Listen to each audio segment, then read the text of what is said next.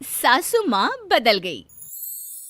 कहानी उस घर की है जहाँ बहू और बेटी को एक माना जाता था, लेकिन फिर अरे शिखा बेटा, तू रसोई में क्यों घुसी रहती है? जा, रोटी मैं बना लूंगी। नहीं नहीं माँ जी, आप बैठिए, बस सारा खाना बन ही गया है। श्वेता को बोल देती हूँ, वो खाना लगा देगी सबका। सॉरी भाभी, मेरे पास वक्त नहीं है। माँ, मुझे पैसे देना, पार्लर जाना है। हाँ हाँ चली जाना, भाभी को भी ले जाना। वो भी जाने को बोल रही थी पार्लर, पर पहले ना मदद कर दे उसके खाना लगाने में। देख माँ, वो बहू है, उसे बहू रहने देना, इतना सर पर मत चढ़ा भाभी को। श्वेता, ज्यादा मत बोला कर। बहू और बेटी में कोई फर्क नहीं होता है। जा जाकर काम कर। ननद को माँ का भाभी से इस तरह प्यार करना बिल्कुल अच्छा नहीं लगता। वो बार बार किसी न किसी तरह माँ को भाभी के खिलाफ भड़काती रहती, लेकिन कोई फायदा ना होता। एक रोज, अरे बेटे किशन, जा बहू को कहीं घुमा कर ला, सारा दिन घर में काम करती रहती है। हाँ हाँ माँ, हम लोग जा रहे हैं ना गोवा। अच्छा जी, भाभी ने तो हमें बताया भी नहीं। वैसे तो सारी पंचायत करती है, ये गोवा वाली बात क्यों छुपा गई हमसे? अरे क्योंकि उसे खुद नहीं पता था बहन। मुझे टिकट सस्ती मिल रही थी तो मैंने बुक कर दिया। हाँ शिखा, पैकिंग कर ले, संडे हम जा रहे हैं गोवा। दोपहर में शिखा पैकिंग कर रही थी कि सास आ जाती है। ये क्या बहू, साड़ियाँ? अरे गोवा जा रही है घूमने या फिर शादी में मायके हैं?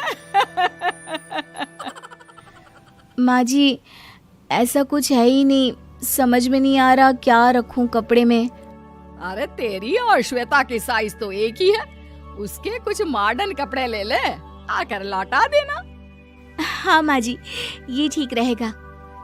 शिखा श्वेता के पास जाती है और उससे कपड़े मांगती है। ना जी ना, मैं अपने कपड़े ना दूं, वैसे भी फैल जाएंगे मेरे कपड़े, बहुत महंगे वाले हैं। शिखा मुंह लटकाकर कमरे में आ जाती है तो सास कहती है, चल तैयार हो जा, तुझे मैं शॉपिंग करा कर लाती हूँ गोवा की। बस फिर क्या था, सास बहू निकल जाते हैं मार्केट और एक से बढ़कर एक ड्रेस खरीद कर घर आते हैं। पहले बता देती कि नए कपड़े दिलाने वाली है भाभी को, तो मैं अपने ही दे देती ना भाभी को, मुझे दिला देती नए कपड़े। देख श्वेता, परिवार का मतलब सबके साथ रहना होता है, ना कि सिर्फ अपना सोचना। वैसे भी तुझे अच्छे संस्कार सीखने चाहिए। और रही बात कपड़ों की, तो शिखा, आज से घर पर भी तू मॉडर्न कपड़े ही पहनेगी। कोई जरूरत नहीं है ये साड़ी वाड़ी लपेटने की। अब क्या था, घर पर श्वेता और शिखा एक जैसे रहते। एक बार पड़ोसन आती है। अरे बेटा, अपनी माँ को तो बुलाना जरा, बात करनी है। शिखा सास को बताती है और रसोई में चली जाती है। ये आपकी बेटी बहुत बड़ी हो गई है, इसके लिए एक रिश्ता है, कहो तो बता दूं। ये बेटी नहीं बहू है, घर में सब एक जैसा ही रहता है। वैसे मेरी बेटी भी बड़ी हो गई है, कोई रिश्ता हो तो जरूर बताना। पड़ोसन रिश्ता लेकर उन लोगों के घर आती है। तब श्वेता की होने वाली सास कहती है, तो ये घर है, कितने मंजिल का है? और ये बहू ने आपकी क्या पहन रखा है, जीन्स टॉप? अरे भाई, साड़ी वाड़ी नहीं है क्या इसके पास? देखिए, सर्दी है तो साड़ी में बहू कैसे मैनेज करती, वैसे पहनती है साड़ी भी। देखिए, हम लोग ठहरे पैसे वाले लोग, कोई कमी नहीं है हम लोगों के पास पैसों की, बहुत पैसे हैं, जमीन, नौकर चाकर, कार, सब कुछ है, लेकिन घर में संस्कारी बहू चाहिए। समझ रही हैं ना आप?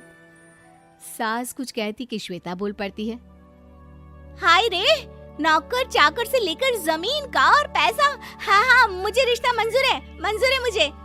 अरे रुक जा श्वेता, मैं बात कर रही हूँ ना।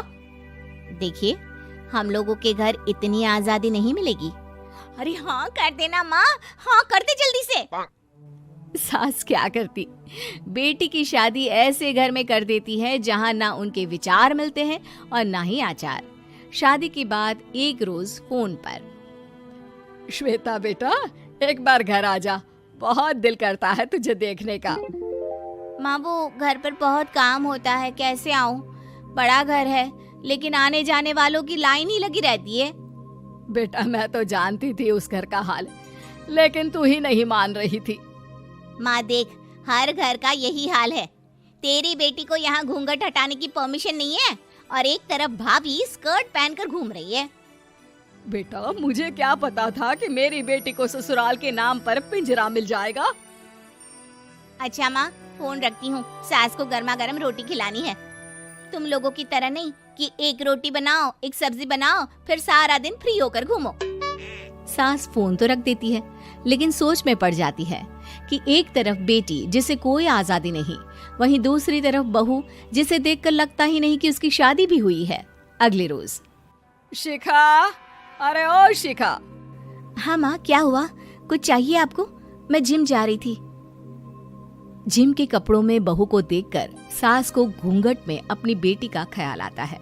देख बहू, घर में बहू की तरह रहा कर। इतने टाइट कपड़े पहनकर जिम जाना पसंद नहीं मुझे। जा जाकर रोटी बना। रोटी? माँ अभी तो शाम के 6 बजे हैं, इस वक्त रोटी? अब क्या मेरे खाने पीने पर भी पहरा है? अरे जब मर्जी तब मैं अपने घर में खा भी नहीं सकती क्या? बहू को अजीब लगता है। वो समझ नहीं पाती कि जो सास कल तक इतनी सपोर्टिव थी, उन्हें अचानक से क्या हो गया। वो किचन में जाती है, गरम रोटी के साथ 2 तरह की सब्जी, रायता, सलाद सब लेकर सास के पास आती है। माँ जी, खाना। इतना सारा खाना? राक्षस समझा है क्या मुझे? रोटी मांगी थी मैंने गर्मा गर्म बस। पर माँ जी, रोटी खाती किससे आप? सब्जी तो बनानी थी ना। अरे भूख मर गई मेरी तेरी बहस से। जा जाकर काम कर, अंदर पूरी रसोई साफ कर। बहू अंदर चली जाती है। थोड़ी देर में श्वेता घर आती है। अरे शिखा जल्दी से चाय ला, पकवान बना, मेरी बेटी आई है। अरे नहीं नहीं माँ, ड्राइवर बाहर खड़ा है। मैं तो घर का कोई सामान खरीदने के बहाने यहाँ आ गई हूँ, मुझे जाना होगा। अरे बेटा, पर कितने दिनों बाद देख रही हूँ तुझे, रहने आ जाना 2-4 दिन के लिए। आ जाऊंगी माँ, जब मेरी सास मरेगी तब। मैं तो रोज मन्नत मानती हूँ कि मेरी सास मर जाए तो अच्छा है। अच्छा चल, जा रही हूँ माँ। हे भगवान, कैसे कैसे दिन देखने पड़ रहे हैं मेरी बेटी को। सास अंदर जाती है, जहाँ श्वेता की जिम वाली सहेली का फोन आया होता है। क्या बात है, आज जिम नहीं आई? अरे पता नहीं यार, आज माँ को क्या हो गया अचानक। पर खैर कोई नहीं, लगता नहीं कि मैं अब जिम आ पाऊंगी। शिखा स्पीकर पर बात कर रही थी, जिसे सास सुन रही थी। यार ये सास ना होती ही ऐसी है। मैं तो कहती हूँ बुढ़िया जल्दी मरे और तू आराम से जिए। शिखा को सहेली की बात पर गुस्सा आ जाता है। माँ के मरने की कौन सा बच्चा दुआ मांगता है मोहिनी? आगे से ऐसी बात मेरे सामने मत करना। हमारे घर की शोभा ही माँ है। क्या हुआ जो थोड़ी सख्ती दिखा रही है? उसमें भी कोई ना कोई उनकी भलाई ही होगी। मैं तो कहती हूँ भगवान मेरे जैसी सास सबको दे, जो सिर्फ माँ की तरह है। सास वाली तो कोई बात ही नहीं है उनमें। सास ये बात सुन रही थी। उनकी आंख में आंसू आ जाते हैं कि क्यों वो बेटी की किस्मत में बहू को भी भागीदार बना रही थी। शिखा, अरे ओ शिखा, क्या हो गया? जिम नहीं जाना क्या?